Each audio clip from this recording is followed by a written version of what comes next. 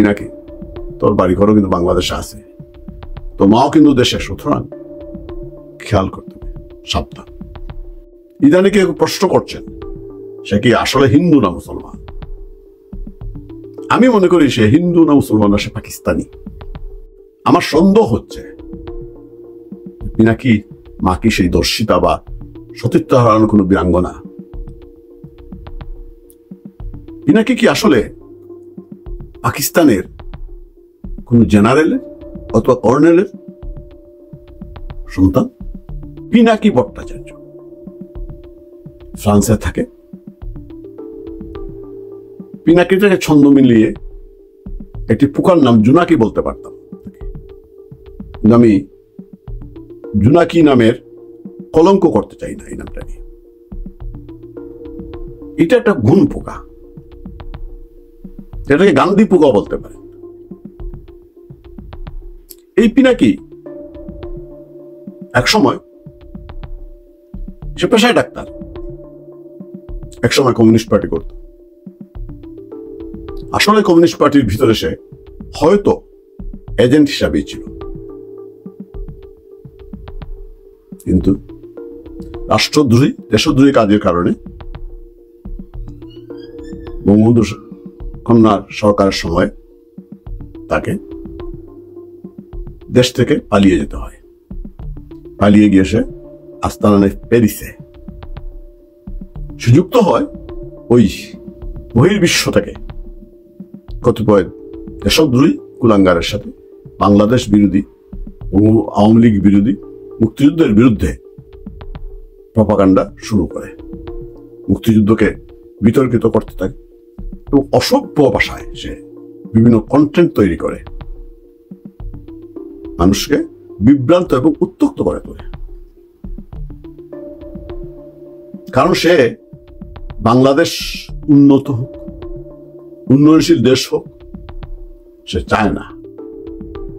কারণ হচ্ছে সে আসলেও বাঙালি কিনা আমার সন্দেহ রয়েছে, দুনস্তা কিনা। একটা জিনিস খেয়াল রাখবেন, ওর চেহারার মধ্যে সে বাঙালি চেহারাটা আমার মনে হয় না। ওর চেহারা আমার মনে হয় একটা মিশ্র চেহারা। স্বাভাবিক এবং তার আচার আচরণ, রাজনৈতিক বিশ্বাস, কথাবার্তা সবকিছু মিলিয়ে আমার কেন জানি মনে হয় তার জন্ম বৃত্তান্তটা আমাদের জানা দরকার। ইদানিং কেউ প্রশ্ন করছেন সে কি আসলে হিন্দু না মুসলমান। আমি মনে করি সে হিন্দু না মুসলমান না, সে পাকিস্তানি। পাকিস্তানি বংশোদ্ভূত, নতুবা তার আচার আচরণ এমন হবে কেন? যে দেশ 30 লক্ষ শহীদের রক্তের বিনিময় হয়েছে, 2 লক্ষ মা বোনের ইজ্জতের বিনিময়ে 9 মাস রক্ত করে যুদ্ধ করে, যে কমিউনিস্ট পার্টি রাজনীতিতে জড়িত ছিল, সে কি করে এত জঘন্যভাবে মুক্তিযুদ্ধের পক্ষে অবস্থান নেয়? আমরা জানি মুক্তিযুদ্ধের সময় পাক হানাদার বাহিনীর হাতে আমাদের অনেক মা বোনকে সতীত্ব হারাতে হয়েছে, ধর্ষিত হতে হয়েছে। অনেক যুদ্ধ শিশু আছে। সেই মহিলাদের মধ্যে মুসলমান, হিন্দু, বৌদ্ধ, খ্রিস্টান সবই ছিল। আর পাকিস্তানিদের কাছে, ওই জামাতের কাছে, ওরা মহিলা, হিন্দু, মুসলমান বা বৌদ্ধ, খ্রিস্টান কোনো বিষয় নয়। এখন আমার সন্দেহ হচ্ছে পিনাকি মা কি সেই দর্শিতা বা সতীত্ব হারানোর কোনো বীরাঙ্গনা। পিনাকি কি আসলে পাকিস্তানের কোন জেনারেলের অথবা কর্নেলের সন্তান? এটা আমরা প্রমাণ করতে হলে আমি মনে করি ও ডিএনএ টেস্ট করা দরকার। ডিএনএ টেস্ট, তাহলে প্রমাণ হয়ে যাবে আসলে সে তার রক্তবীজটা কোন জায়গার। আমার আহ্বান থাকবে, এই যে গুণ পোকা যে আমাদের সমাজকে রাষ্ট্রকে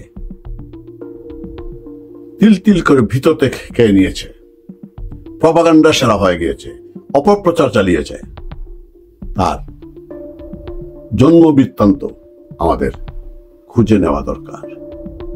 সে আসলে কি? আমার কেন মনে হয় সে কি রয়ের দালাল হতে পারে।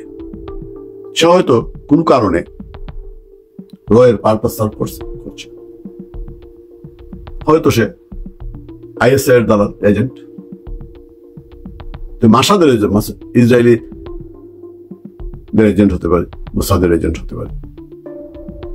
এইগুলো পিনাকি নিয়ে আমার কিছু বলার নেই, শুধু বলবো পিনাকি তোর বাড়ি ঘরও কিন্তু বাংলাদেশে আছে, তো মাও কিন্তু দেশে, সুতরাং খেয়াল করতে হবে, সাবধান। আমি আরেকটা চরিত্র এখানে আলোচনা করতে চাই। উনি অনেক বড় বুদ্ধিজীবী, অনেক জ্ঞানী মানুষ। এর আগে এই 5ই আগস্টের আগে আমি ওর কোন কন্টেন্ট আমি দেখিনি, শুনিনি। তার নাম হচ্ছে ডক্টর জাহেদ।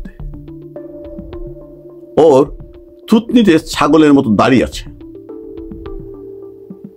আমাদের সিনেমায় অথবা সমাজে দেখবেন, সিনেমায় বা নাটকে তো সমাজের চিত্রই ফুটে ওঠা হয়, দেখবেন কিছু মানুষ আছে তাদের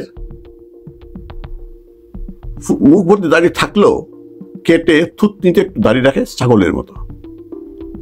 ওদের চরিত্র হচ্ছে, ওদের কাজটা হচ্ছে, ওদের কাজ হলো মাতব্বরের চামচামি করা, ও বাড়িকে চুকলি গাওয়া, অথবা বিয়ের ঘটকালি করা।